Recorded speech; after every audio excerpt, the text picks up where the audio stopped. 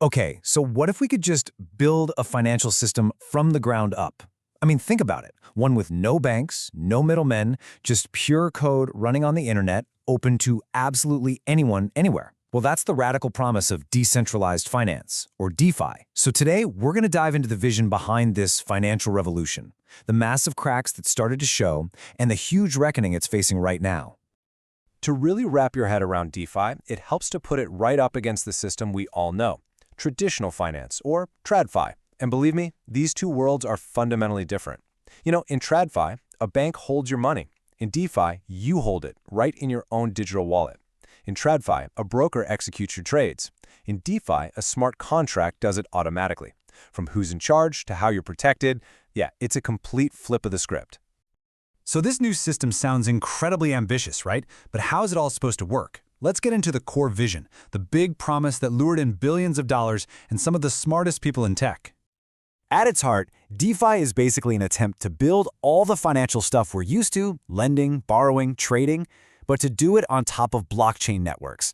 And here's the crucial detail. It aims to do all of this without the central intermediaries. The whole goal is to replace institutions with code. And you might be asking, why would you even want to do that? Well, proponents argue it creates a way better system. For one, it's more efficient because you're cutting out all those costly middlemen. It's more transparent since every single transaction is recorded on a public ledger for anyone to see. And it's way more accessible. All you need is an internet connection. But this last one, composability, is a really big deal. People call it money Legos. It means developers can literally snap different DeFi services together. So you could combine a lending service with a trading service to create a brand new financial product just like that. Now, the engine that makes all of this run is something called a smart contract. And don't let the name fool you, it's not a legal thing. It's just a computer program that automatically runs when certain conditions are met. The best way to think about it is like a vending machine. You put in your money, you press B4, and the machine automatically spits out your snack. There's no cashier, no negotiation. Smart contracts are just a much more powerful version of that simple idea. And this all gets built into an entire ecosystem, constructed in layers, kind of like a tech stack. You start at the very bottom with the settlement layer. That's the blockchain itself, like Ethereum, where all the transactions get finalized. Then you build on top of that with layers for the assets and the protocols. Those are the smart contracts with the rules. And then finally, at the very top, you get the apps that we actually use. This layered structure is exactly what allows for that money Lego thing we were just talking about. But here's where the story gets, well, complicated. For all the talk about getting rid of central control, it turns out true decentralization is incredibly hard to pull off. And that promise? It started to show some pretty serious cracks. And here's the fundamental problem. Even a system made of code still needs to be updated, managed, and governed, right? Decisions have to be made. As one research paper put it, the need for governance makes some level of centralization inevitable. And this tension creates what a lot of people now call the decentralization illusion. So where does this centralization creep back in? Well, it happens in a few key places. A lot of the time, the voting power, which is controlled by these things called governance tokens, ends up in the hands of a very small group of people. Or the developers might hold special admin keys that give them emergency control. Even the nice, slick websites we use to access DeFi often run on centralized servers, like Amazon Web Services. It's this hidden network of dependencies. And just look at this number. In some of the biggest DeFi projects out there, the top 100 wallets, that's it, just 100, control over 85% of the voting power. When you see a stat like that, you really have to stop and ask, how decentralized is this system really? These cracks in the foundation, this whole illusion of total decentralization, they weren't just theoretical problems. They created real vulnerabilities.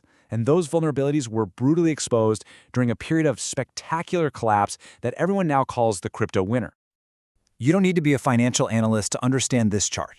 It shows the total value locked, or TVL, in DeFi.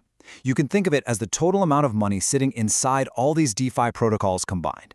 And as you can see, it rocketed up to over $200 billion, and then the floor just completely fell out. It was a classic boom and bust cycle, but on an absolutely massive scale. And this wasn't just numbers on a screen. The crash was driven by a series of catastrophic real-world failures. It all kicked off in May 2022 with the shocking implosion of the Terra Luna stablecoin. And that just started a chain reaction, leading to the bankruptcy of the massive exchange FTX. And it even took down crypto-friendly banks like Silvergate and Signature, one domino after another.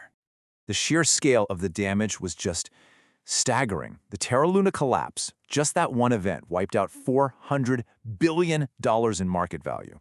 The fallout was immense, and it sent a shockwave through the entire industry, forcing a very, very painful reckoning. So, after a meltdown of that magnitude, one thing was absolutely inevitable. The regulators, who had been watching from the sidelines, finally decided it was time to step in. And that has pushed the entire DeFi ecosystem to a critical crossroads. And this right here poses the billion-dollar question for regulators everywhere. You see, traditional rules target people and companies you can identify, CEOs, boards of directors. But if a financial service is just a bunch of code running on thousands of computers, who exactly do you hold accountable? Global bodies like the International Organization of Securities Commissions, or ISCO, are trying to create a blueprint for this. Their recommendations are all about looking past that decentralized label. They want to analyze the products themselves, identify the people who are actually responsible, tackle the obvious risks, and figure out how to make existing laws stick. This is the key battleground right now. A lot of projects use what's called the decentralization defense, basically arguing they're just technology, so they can't be regulated. But regulators are pushing back hard. They're trying to find those hidden points of centralization we talked about, the developers with the keys, the big token holders, to figure out who is really pulling the strings. So where does that leave us? Well, DeFi started as this radical experiment to rebuild finance from scratch, and now its future just hangs in the balance.